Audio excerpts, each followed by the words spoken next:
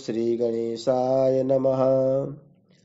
वागर्थाविव सम्पृक्तौ वागर्थ प्रतिपत्तये जगतः पितरौ वन्दे पार्वती परमेश्वरौ।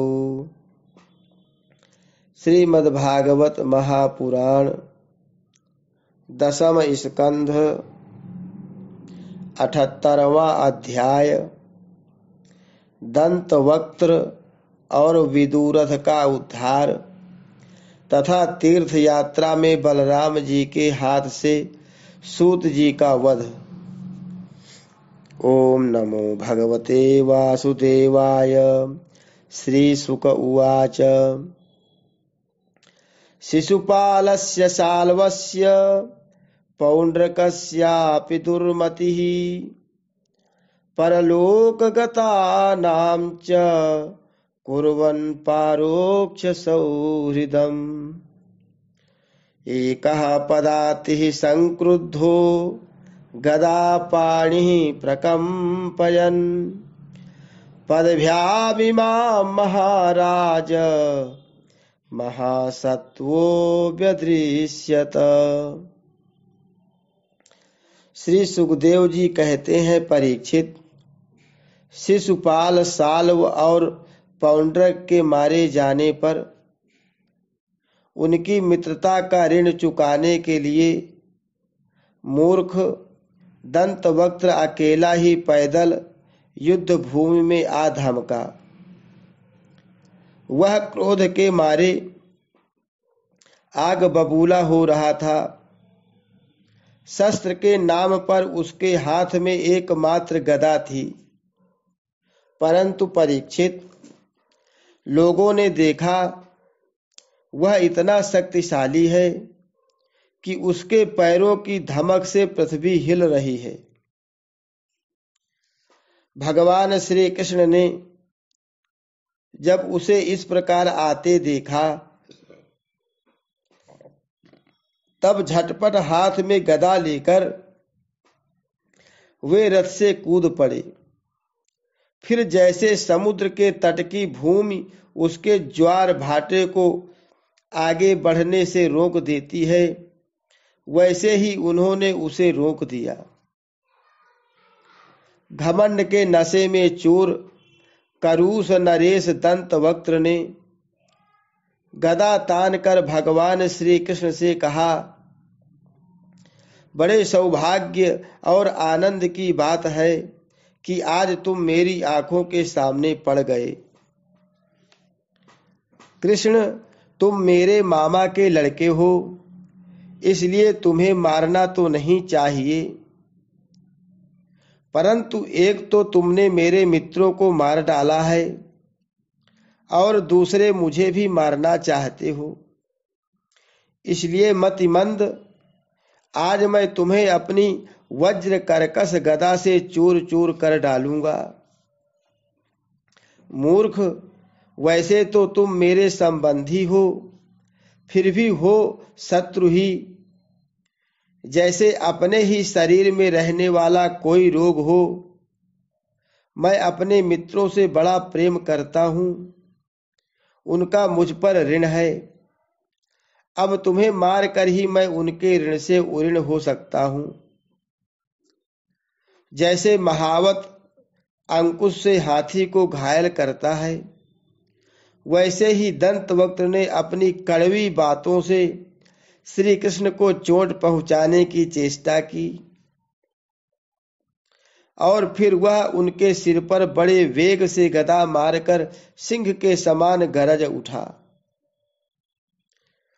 रणभूमि में गदा की चोट खाकर भी भगवान श्री कृष्ण टस से मस नहीं हुए। उन्होंने अपनी बहुत बड़ी कौमोदकी गदा संभाल कर उससे दंतवक्त्र के वक्षस्थल पर प्रहार किया। गदा की चोट से दंतवक्त्र का कलेजा फट गया। वह मुंह से खून उगलने लगा। उसके बाल बिखर गए, भुजाएं और पैर फैल गए। निदान निष्प्राण होकर वह धरती पर गिर पड़ा। परीक्षित, जैसा कि शिशुपाल की मृत्यु के समय हुआ था, सब प्राणियों के सामने ही दंतवक्त्र के मृत शरीर से एक अत्यंत सूक्ष्म ज्योति निकली और वह बड़ी विचित्र रीति से भगवान श्री कृष्ण में समा गई। दंतवक्त्र के भाई का नाम था विदुरथ। वह अपने भाई की मृत्यु से अत्यंत शोकाकुल हो गया। अब वह क्रोध के मारे लंबी लंबी सांस लेता हुआ हाथ में ढाल तलवार लेकर भगवान श्री कृष्ण को मार डालने की इच्छा से आया। राजेंद्र, जब भगवान श्री कृष्ण ने देखा कि अब वह प्रहार करना ही चाहता है, तब उन्होंने अपने छुरे के समान तीखी धार वाले चक्र से किरीट और कुंडल के साथ उसका सिर धड़ से अलग कर दिया। इस प्रकार भगवान श्री कृष्ण ने साल्व, उसके विमान, सौभ, दंतवक्त्र और विदुरथ को, जिन्हें मारना दूसरों के लिए अशक्य था, मारकर द्वारकापुरी में प्रवेश किया। उस समय देवता और मनुष्य उनकी स्तुति कर रहे थे। बड़े बड़े ऋषि मुनि, सिद्ध, गंधर्व, विद्याधर और वासुकी आदि महानाग, अप्सराएं, पितर, यक्ष, किन्नर तथा चारण उनके ऊपर पुष्पों की वर्षा करते हुए उनकी विजय के गीत गा रहे थे। भगवान के प्रवेश के अवसर पर पूरी बहुत सजा दी गई थी और बड़े बड़े विष्णुवंशी यादव वीर उनके पीछे पीछे चल रहे थे। योगेश्वर एवं जगदीश्वर भगवान श्री कृष्ण इसी प्रकार अनेक खेल खेलते रहते हैं। जो पशुओं के समान अविवेकी है, वे उन्हें कभी हारते भी देखते हैं, परंतु वास्तव में तो वे सदा सर्वदा विजयी ही हैं। एक बार बलराम जी ने सुना कि दुर्योधनादि कौरव पांडवों के साथ युद्ध करने की तैयारी कर रहे हैं। वे मध्यस्थ थे, उन्हें किसी का पक्ष लेकर लड़ना पसंद नहीं था। इसलिए वे तीर्थों में स्नान करने के बहाने द्वारका से चले गए। वहां से चलकर उन्होंने प्रभास क्षेत्र में स्नान किया और तर्पण तथा ब्राह्मण भोजन के द्वारा देवता, ऋषि, पितर और मनुष्यों को तृप्त किया। इसके बाद वे कुछ ब्राह्मणों के साथ जिधर से सरस्वती नदी आ रही थी, उधर ही चल पड़े। वे क्रमशः पृथुदक, बिंदुसर, त्रितकूप, सुदर्शन तीर्थ, विशाल तीर्थ, ब्रह्म तीर्थ, चक्र तीर्थ और पूर्व वाहिनी सरस्वती आदि तीर्थों में गए। परीक्षित, तदनंतर यमुना तट और गंगा तट के प्रधान प्रधान तीर्थों में होते हुए वे नैमिषारण्य क्षेत्र में गए। उन दिनों नैमिषारण्य क्षेत्र में बड़े बड़े ऋषि सत्संग रूप महान सत्र कर रहे थे। दीर्घ काल तक सत्संग सत्र का नियम लेकर बैठे हुए ऋषियों ने बलराम जी को आया देख अपने अपने आसनों से उठकर उनका स्वागत सत्कार किया और यथा योग प्रणाम आशीर्वाद करके उनकी पूजा की। वे अपने साथियों के साथ आसन ग्रहण करके बैठ गए और उनकी अर्चा पूजा हो चुकी।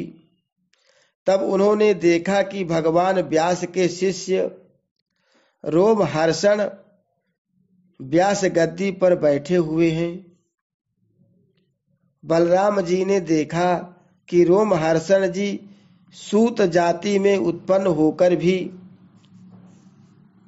उन श्रेष्ठ ब्राह्मणों से ऊंचे आसन पर बैठे हुए हैं और उनके आने पर न तो उठकर स्वागत करते हैं और न हाथ जोड़कर प्रणाम ही। इस पर बलराम जी को क्रोध आ गया। वे कहने लगे कि यह रोमहर्षण प्रतिलोम जाति का होने पर भी इन श्रेष्ठ ब्राह्मणों से तथा धर्म के रक्षक हम लोगों से ऊपर बैठा हुआ है, इसलिए यह दुर्बुद्धि मृत्युदंड का पात्र है। भगवान व्यासदेव का शिष्य होकर इसने इतिहास, पुराण, धर्म शास्त्र आदि बहुत से शास्त्रों का अध्ययन भी किया है, परंतु अभी इसका अपने मन पर संयम नहीं है। यह विनयी नहीं, उद्दंड है। इस अजितात्मा ने झूठ मूठ अपने को बहुत बड़ा पंडित मान रखा है। जैसे नट की सारी चेष्टाएं अभिनय मात्र होती हैं, वैसे ही इसका सारा अध्ययन स्वांग के लिए है। उससे न इसका लाभ है और न किसी दूसरे का। जो लोग धर्म का चिन्ह धारण करते हैं परंतु धर्म का पालन नहीं करते, वे अधिक पापी हैं और वे मेरे लिए वध करने योग्य हैं। इस जगत में इसीलिए मैंने अवतार धारण किया है। भगवान बलराम यद्यपि तीर्थ यात्रा के कारण दुष्टों के वध से भी अलग हो गए थे, फिर भी इतना कहकर उन्होंने अपने हाथों में स्थित कुश की नोक से उन पर प्रहार कर दिया और वे तुरंत मर गए। होनहार ही ऐसी थी। सूत जी के मरते ही सब ऋषि मुनि हाय हाय करने लगे। सबके चित्त खिन्न हो गए। उन्होंने देवाधिदेव भगवान बलराम जी से कहा, प्रभो, आपने यह बहुत बड़ा अधर्म किया। यदुवंश शिरोमणि सूत जी को हम लोगों ने ही ब्राह्मणोचित आसन पर बैठाया था और जब तक हमारा यह सत्र समाप्त न हो तब तक के लिए उन्हें शारीरिक कष्ट से रहित आयु भी दे दी थी। आपने अनजान में यह ऐसा काम कर दिया जो ब्रह्म हत्या के समान है। हम लोग यह मानते हैं कि आप योगेश्वर हैं। वेद भी आप पर शासन नहीं कर सकता। फिर भी आपसे यह प्रार्थना है कि आपका अवतार लोगों को पवित्र करने के लिए हुआ है। यदि आप किसी की प्रेरणा के बिना स्वयं अपनी इच्छा से ही इस ब्रह्म हत्या का प्रायश्चित कर लेंगे तो इससे लोगों को बहुत शिक्षा मिलेगी।